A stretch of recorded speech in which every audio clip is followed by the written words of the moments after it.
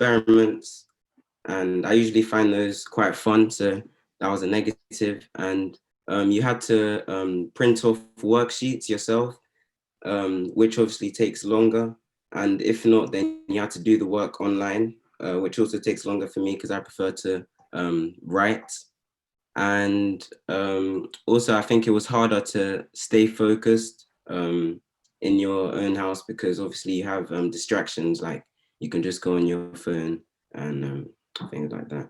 But the positives, I would say, were all of the lessons were recorded for me. So if there was anything I wanted to revise and go over, I could just go back onto the lessons and rewatch it. And also, I think it made students become more independent because you had to print off work if you want. Can we still hear Uriel? No. Okay. Uriel, we lost you there. Oh, where did you lose me? At what point? About the positives. If you could start again from the positives. Okay. The positives were all the video lessons were recorded. So if there was something like in a worksheet that I didn't understand, I could easily go back to the recording and rewatch the lesson. And I think also it made me become more independent because I couldn't rely on anyone to go to lessons. It had to be my own drive to go to lessons and print the work and stuff like that. Yeah, I would say those are the positives. Fantastic. Thank you very much, Uriel. Does anybody have questions for Uriel? Yeah, okay. Thank you so much, Uriel. I can see Bella raising up her hand. Hi. Hi, Bella. So one of the positive things about being in lockdown is that I got to spend more time with my family. And I also learned new things over lockdown, like how to use different types of software and also how to learn via like Google Classroom and other pieces of apps as well. Probably a negative thing is that I didn't get to see as much of my friends. I didn't get to see my teacher so that I could work in class, because the thing with like working over Google Classroom, it isn't as good as working in person with the teacher, because you don't exactly get any feedback from the teacher, whereas in class, if you need help, they'll always urge you. Yeah. Well done. Thank you, Bella. Have you finished? Yeah, I guess. Does anyone have any questions for Bella? If not, I can go ahead and ask her. Okay. Sure. Yeah. Okay, thank you. Thank you, Uriel and Bella. I'll just ask both of you the same question. In terms of sharing with your mates in class, and you now doing your work just by yourself, how does that affect you? Do you think you are better off on your own, isolated, working on your own, working all the challenges on your own in terms of your schoolwork, as opposed to sharing thoughts with your friends and trying to solve the mathematical question or, any literature questions, doing it on your own and doing it in class with a group? How does it really affect you? Or have you been able to devise a way that maybe you can still be contacting your friends, maybe through Zoom or over the phone, to still discuss schoolwork? Do you think that? Based on piece of work, there are areas where I could work by myself, whereas there may have been some things where I needed backup to reassure my answers. So I would either get in contact with my friends and ask them, and if they wanted help from me, I would gladly give them help if they needed it. Uriel? Hang on, Uriel. Yeah, I would agree with. I would say I think that you couldn't. I think it's easier when you're in school with your friends because you can like bounce ideas off each other, and when you're alone, it's kind of like if you're confused or something, you can't really ask your friends for help. So what I did to tackle that was after like some of the lessons, our teachers would send us off to do independent work. If there was something that I was confused on, we would make our own call and we would join it and like either do the homework together or tackle stuff that we're confused on as a group. Thank you. Thank you, Uriel. Thank you. Sister Valerie, I think you wanted to ask a question or make a contribution. I've unmuted you. Okay. Hi, good evening. Yes. So do you think that that's to the young people now? Do you think that you overall made more progress studying on your own with the online teaching, or do you have a way of seeing how much progress you are making as per your curriculum for that time? You think it was and then also, did you have people that maybe they couldn't get online and they were totally out of it altogether? Don't know if you have anything to say in that area. Any of you can answer.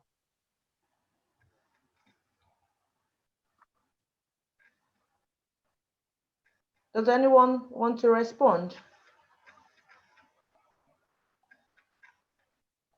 Bella, okay. Bella, were you putting up your hand? Okay, I will unmute you.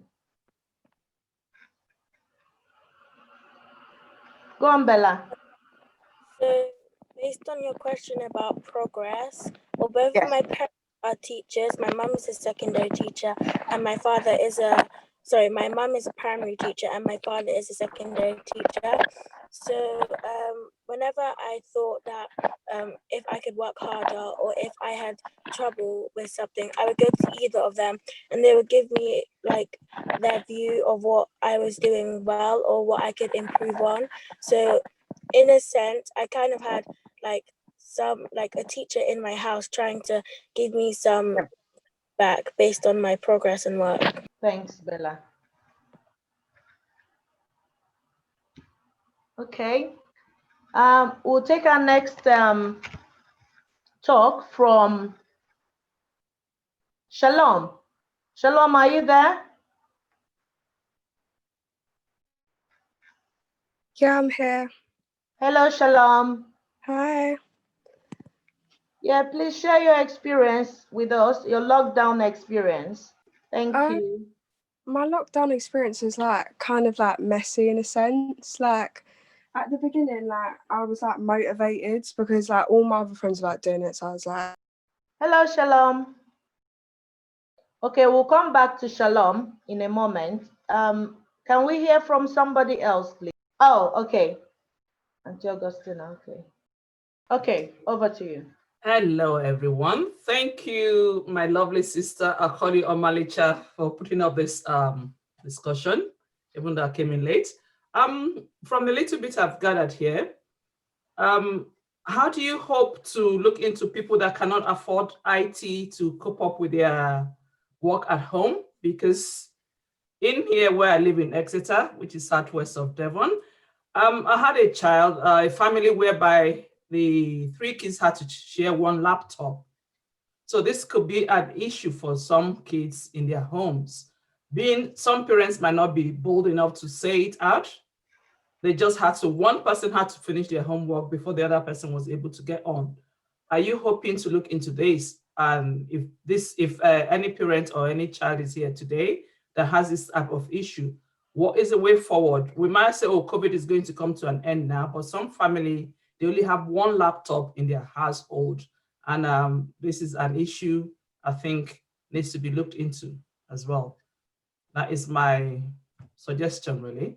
What I did was to provide a laptop for this child, really. So they now have 2 laptops in their home. I don't have a charity organization, but I do the little bit I can in my own little way. Thank you. Lovely. Thank you very much, Auntie Augustina. Lovely. I can see Maureen raising up her hand. I think she wants to contribute. Maybe she wants to respond to your question because she's a teacher. Yeah, hello, good evening, everybody. Thank you, my sister Mary, for inviting us onto this lovely platform to help maybe support and share ideas on how to support children. I would want to speak as a teacher, knowing the challenges that we have seen in the school as regards to the question raised by my sister. So in terms of children, maybe 2 or 3 children in one single household, but they have one laptop, is being an ongoing issue even in school currently, because there is a law that has been passed by government that all schools have to have a learning platform because of COVID. And schools are now looking into it. And for my school, one of the things that we are now doing is to get children to actually speak about how this has impacted them. And then what the head teacher does is to send the kids audio messages to big companies. And then what those big companies has done is, by the time they hear all those messages from children, knowing the background they are from and the challenges they are facing at home, they then send like a donation to the school. Currently, my school has received about a donation worth of buying 600 laptops. And because of that, what we are the problem we are having currently because of issues of importation, so we've had a delay. And currently we only have about 96 being delivered, and those 96, there's no how you can tell, okay, one child take this and another child can't. So what we are at my school are currently waiting for all the laptops to be delivered, so that every single day as the kids are going home, and we know, okay, you're 3 in your household, there's no means of connecting to the internet.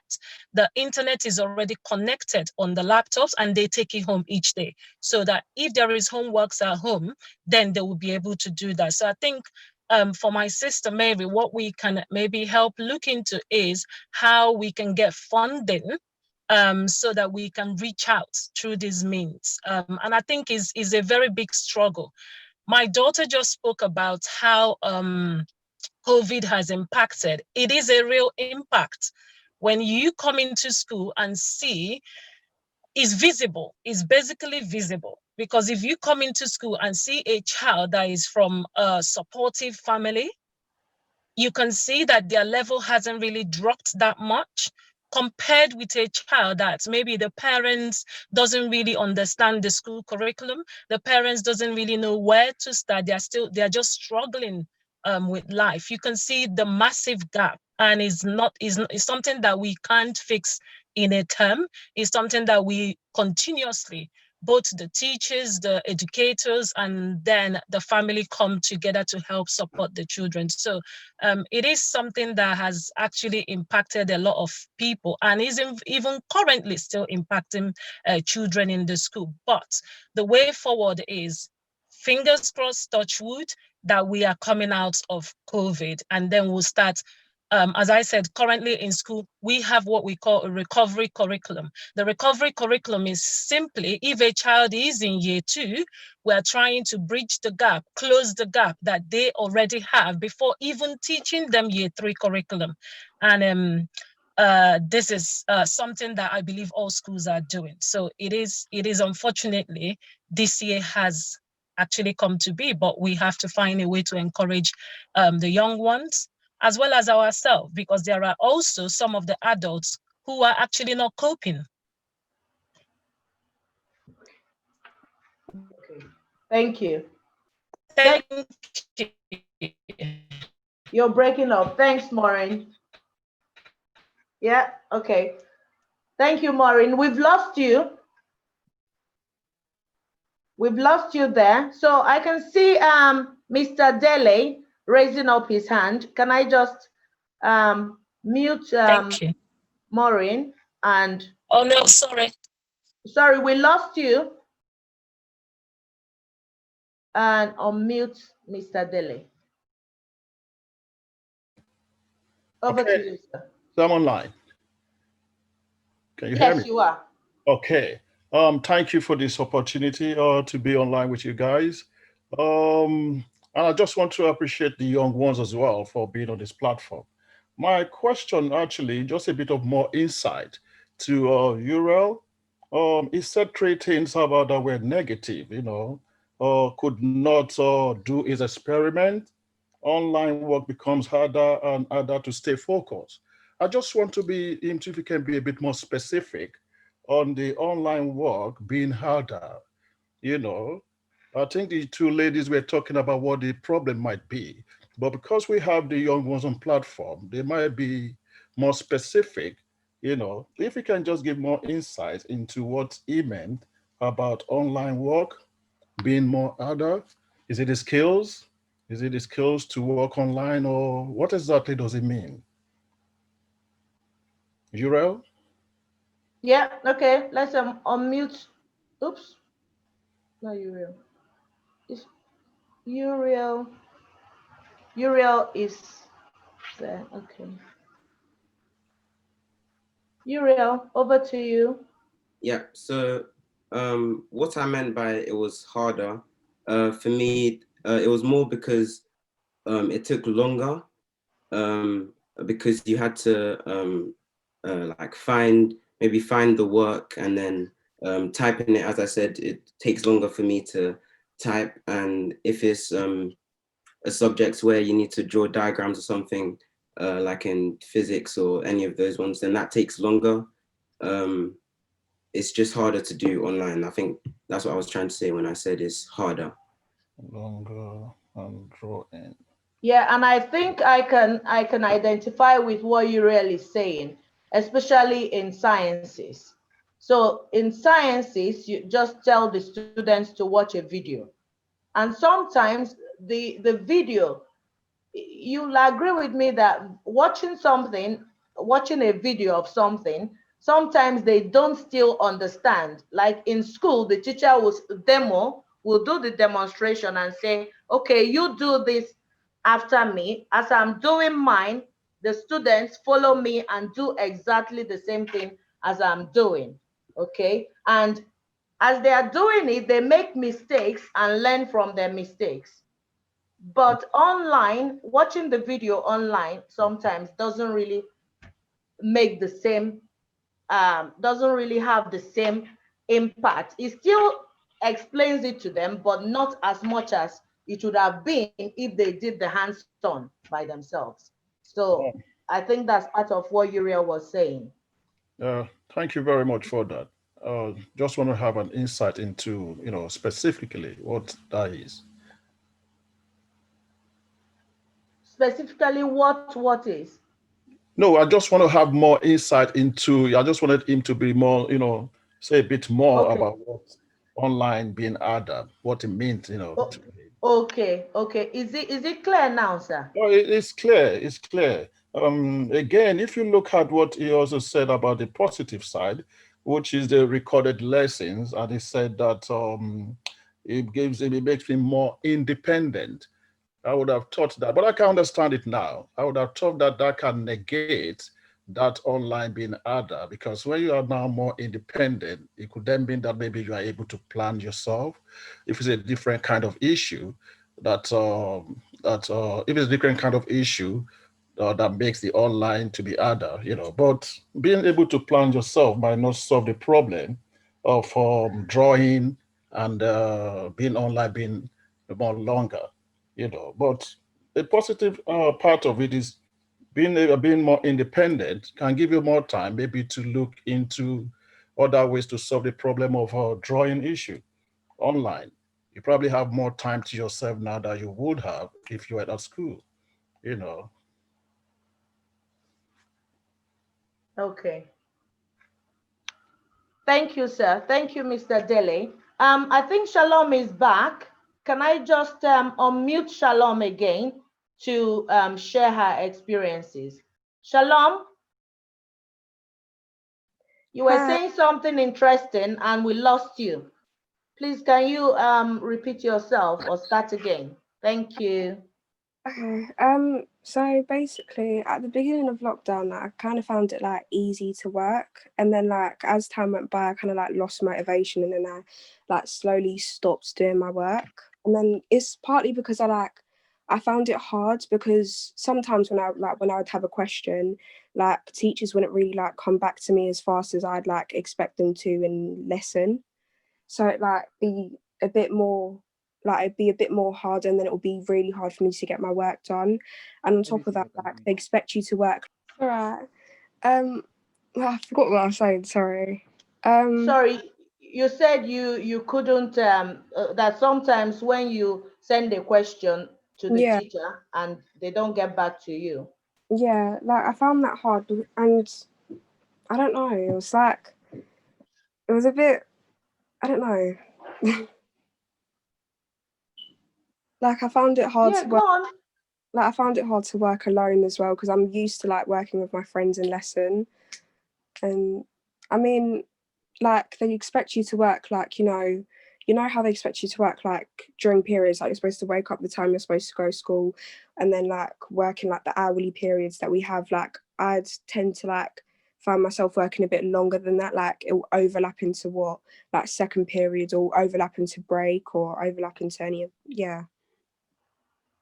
But I mean, throughout like the recent lockdown that we've had, like because my school's been off for COVID like once, I found it all right to work by myself because I kind of like learned from my mistakes from the first lockdown, as I like didn't do much work even though I should have. And yeah. Okay, thank you, Shalom. Thank you very much. I think I can identify with what Shalom is saying. Students work in different ways, and they have various abilities. So some students will need a lot of help from the teacher, while others will just get on with the work. So during lockdown, even those students who had access to computers and the internet, they still needed the prompting or the help from the teacher. But unfortunately, when they're in the middle of that task and they send the email to the teacher and the teacher doesn't come back to them immediately, it makes them switch off easily. So yes, Shalom, I totally agree with what you've said. Okay, and we've noted it. Does anybody have questions or comments for Shalom? Okay. So, yeah. Thank you. Yeah, Shalom, thanks for sharing your experience. And I would just buy into that because school is not just about physics, chemistry, biology, and maths. There's more to it than just that kind of formal learning.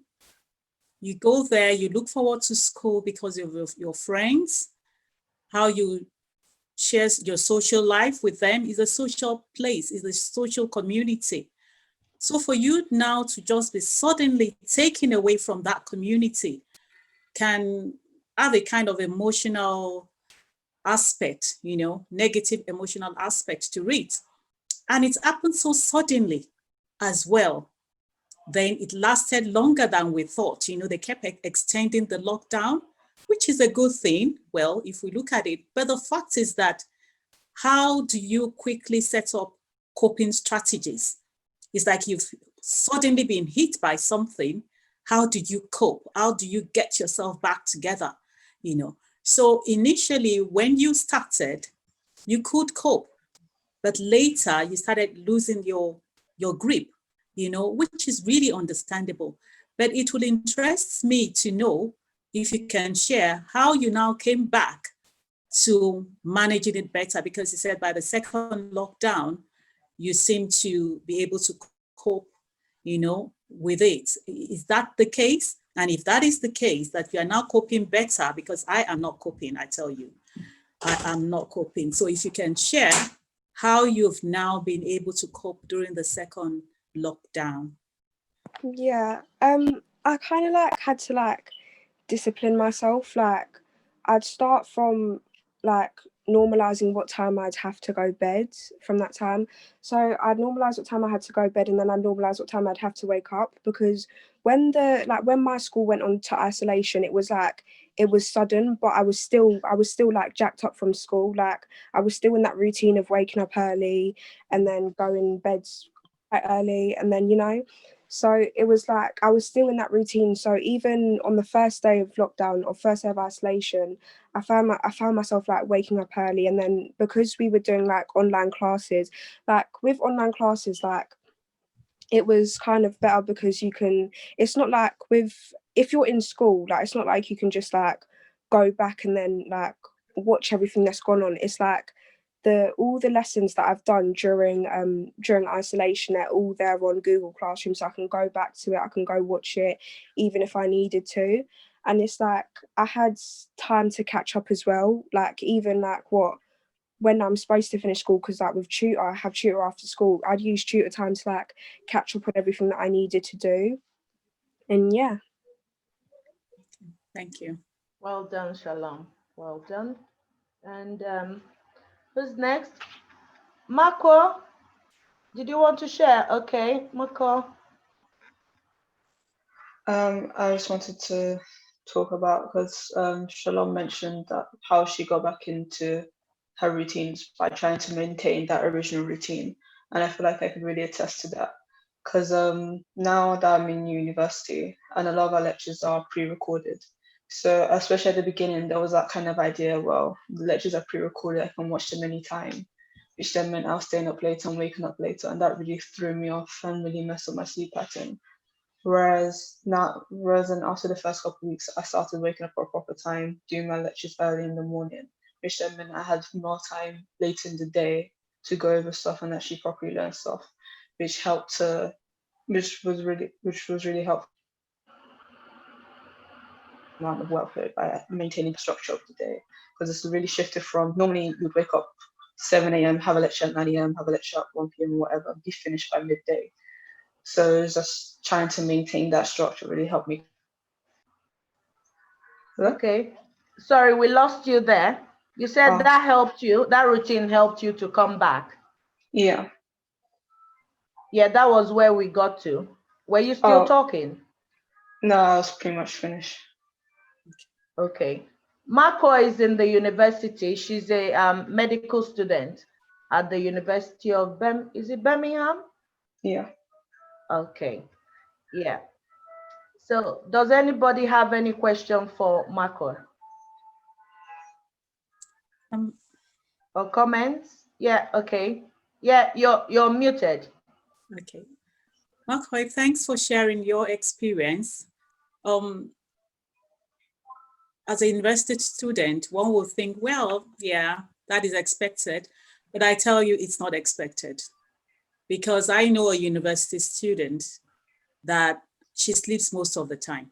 She's like couch potato now. And she's added so much weight. And when I tell her, she'll say, oh, this and that. That's as if I'm getting on her case. But what do you do? If you are to suggest something to that person so that I can take it back to her, what will you do in that situation that the person is not just motivated? She is just not motivated. And if anything, she's like moaning, or how would she go through this and all that? Is it even worth it? Does she even want to go back to uni and all that? So what would you suggest so that maybe I can just pass it on, because she's not on this platform? I would have loved that to be, but she's not. Well, losing motivation is really difficult, and it happens often, because a lot of the time you end up getting so swamped in your work, you kind of lose sight of what it is that you're doing it for. So I think it's just the idea of remembering why you're doing the thing you want to do, why you want to do it, and kind of just by remembering why you're doing something can be a real motivator for continuing to do something. In terms of her sleeping around and stuff, I feel like as difficult as it is, it's just best to try and formulate a plan And it's not easy to, I mean, it's a lot easier to make a plan than it is to stick to a plan. That's usually where the issue lies. But just by trying to keep to it for a couple of days, that's how you then end up developing a habit. So for that first week of trying to maintain waking up early, going to bed at a normal time, doing the work this time, that time, for the first week is really hard. But after you've done that for a week, after a while, it becomes a lot easier to maintain that routine. Okay. Okay, and if I can also chip this in, from a religious perspective, some people believe it's the world coming to an end. Mm. As a result, that intensifies their lack of motivation. Is that what is it all about? Will I even finish this course? So it's like they're just depressed, that it's like there's no worth in anything they're doing. So why do it? So how do we approach that? And even some people, it's not just about their religion, but they just can't see the light. They just feel people are just dying. So what guarantees that they won't die? That's for people that it's not just about religion, but they are seeing it, they are hearing the numbers, the figures going up.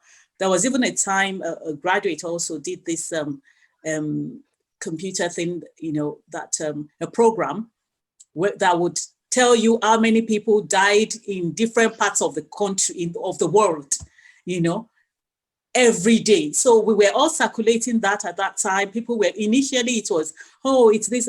Later, it became so alarming that you think it's so close, So that's intensified the lack of motivation for some people.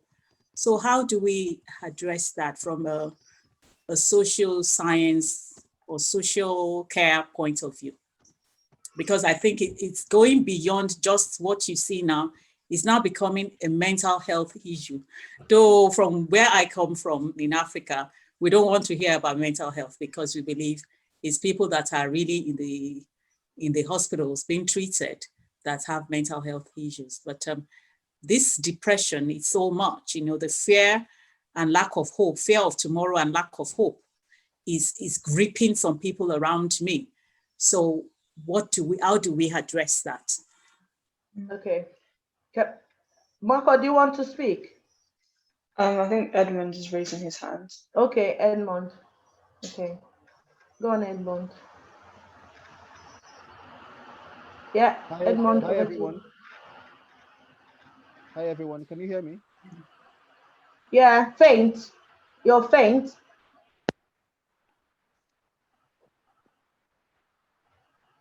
Yeah, we can hear you, but speak up. Okay, thank you. The question that was asked about how to help someone that's been depressed or is feeling low because of what's going on around. First thing I think we have to help that person is to address it at the source. One close mentor of mine advised me that if you want to live quite longer, avoid what you hear on the news, because the news is used to push fear and panic and doesn't really get you to see the bigger picture of things. So that's the first point of call I would advise, is to stay away more from the news and what you hear on the news about the numbers of people dying, because it only intensifies your fear. It's not something that helps you to be careful or builds up your courage. It's more of the opposite, tearing you down. And then secondly, the mind is a tool that we can manipulate based on what you feed it with. It's what you feed it with that will then determine how it responds to it. The second approach to this would be to share more of success stories, because I personally, and the friends I keep around me, I have a couple of friends who have been far more successful, who have been far more privileged, and who have achieved possibly the dreams they thought they wouldn't achieve until 3 or 4 years down the line during this coronavirus period. Even though the news paints a faint picture of death, a faint picture of ill health, of depression, there are actually people who are more successful or who are actually developed sound business ideas during this coronavirus period. So I personally, what I use for myself is a support bubble. I have a group of friends who share wins, who share successes, who share elevating news, who give you testimonies that will actually lift up your spirit. So creating or joining a group of people who would help the person see the light out of the tunnel, who would help, or kind of some social circle that will help motivate the person and give you more things to look up to actually paint the true picture of what's happened, that yes, it's negatively affecting a lot of people, the entire world, but it's also there a group of people who are actually having more and more positive news, or more and more wins during this coronavirus period. It depends on how the person decides to see the glass, whether half full or half empty. That's what will help and bring the person out of that period of depression or moodiness. Thank you. Thank you. Okay, thanks, Edmund. And I would like to add to what Edmund said. In TRG, what we're going to be, for me as a person, naturally, I'm a very positive person and I'm always very cheerful. So I believe that's a gift. That's a gift from above, and I use it to bless people, including my students.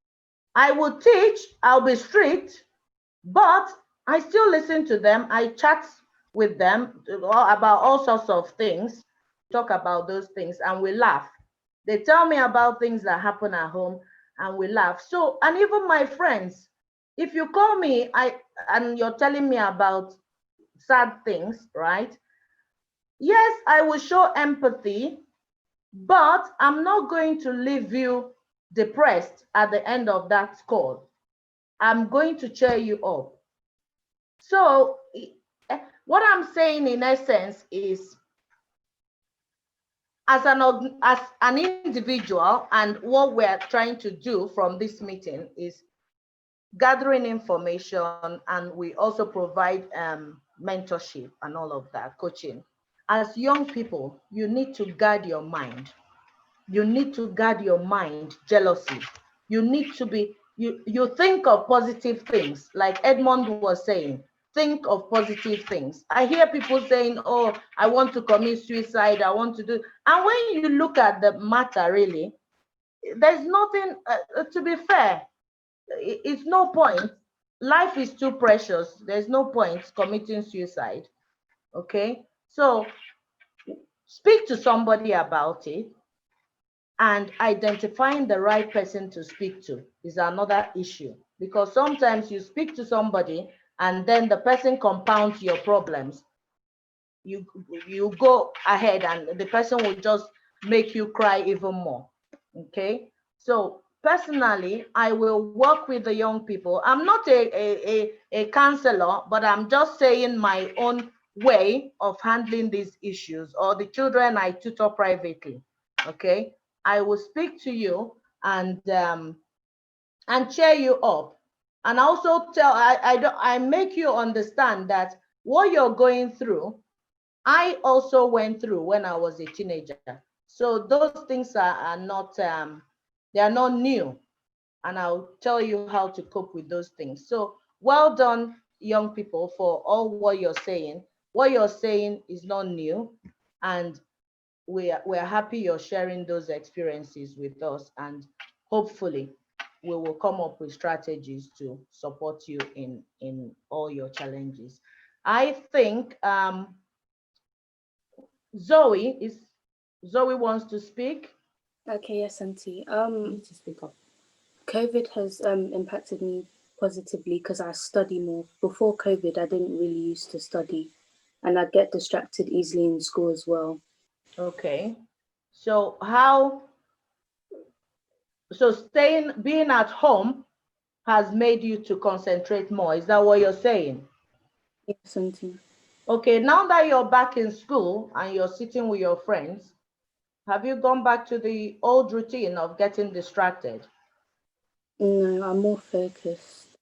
You're more focused. How did you get to that resolve to be more focused? Because yes, you were at home, you had no option than to study during the lockdown because of your parents. Maybe your parents were on you saying you have to study. But now you've gone back to school, and the tendency is that you can slip back to your old self. So why have you kept up with the thing you were doing during lockdown? Because it's getting closer to my exams and I want to block out any distractions so that I can do well. So I just thought I should just keep on going the way I am and keep on studying. Okay, well done. So it's all about you making that personal decision. You made the personal decision to get on with your work and avoid all distractions whatsoever. Is it? Yes, Auntie. Okay, well done, Zoe. Does anybody have any comments or any question for Zoe before we quickly move to Daniel? Daniel is raising up his hands. He wants to speak. Zoe, I must say, well done. Thumbs up for you. Well done. I'm really proud of you. I feel like hugging you, but then we can't do that. It challenges me for a quick turnaround like that, because it's like you have turned a bad situation into a good one for you. And I say people like you in my books will be like 1 in 100, because most of us go undercover when there is a situation like a pandemic and we don't want to do anything. But it's amazing that your own experience is that you turned it around for your good. I'm lost for words, but I'm just proud of you. I wish I could do that. Well done. Thank you. Thank you. So we move to Daniel. Okay, so my experience in lockdown, I felt like when my school like first said we're going to lockdown, I felt like I'd be able to relax. But when you actually start doing the work and doing, I mean, I didn't have live lessons at the beginning of lockdown, not even like recorded lessons until like May, Aprilish.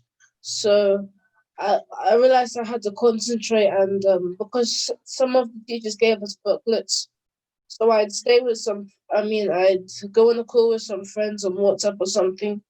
Then we'd go through some of the booklets. But then we had recorded lessons as well. And after a while we had recorded lessons, so we'd go through the recorded lessons together.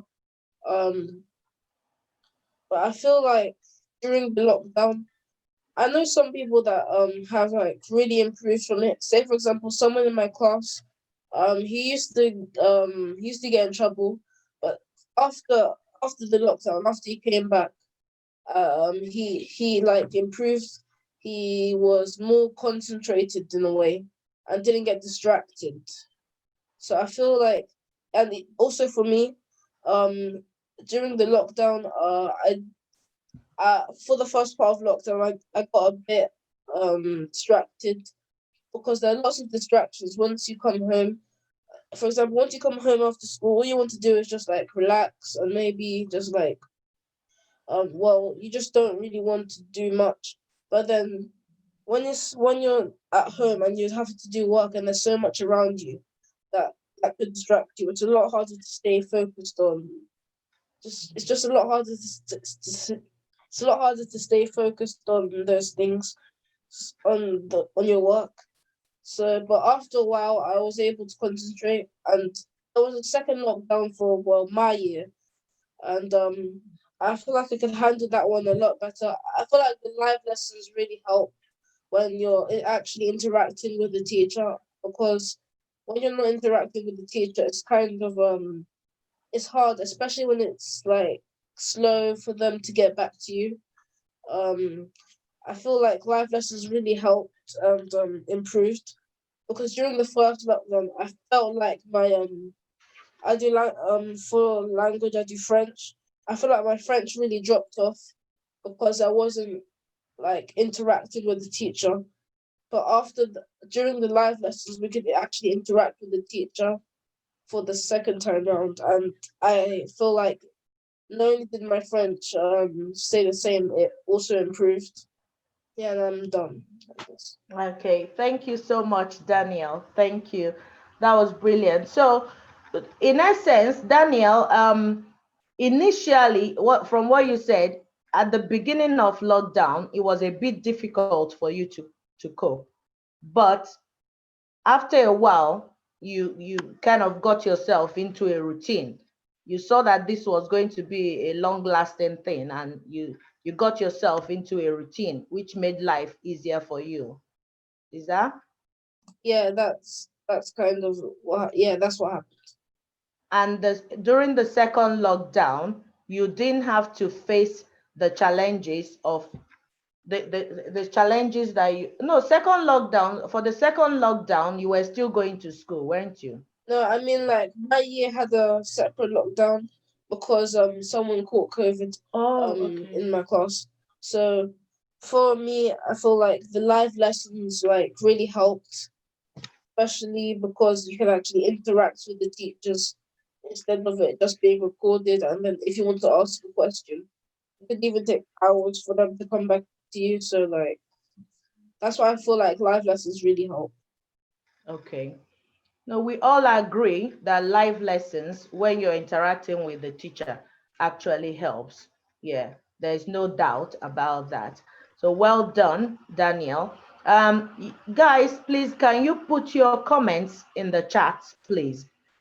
Comments, feedback, anything you want to say, anything more, you can put them in the chat while we're still taking talk or suggestions from the young people. Who else wants to speak, or does any adult want to share his or her own experience, lockdown experience with us?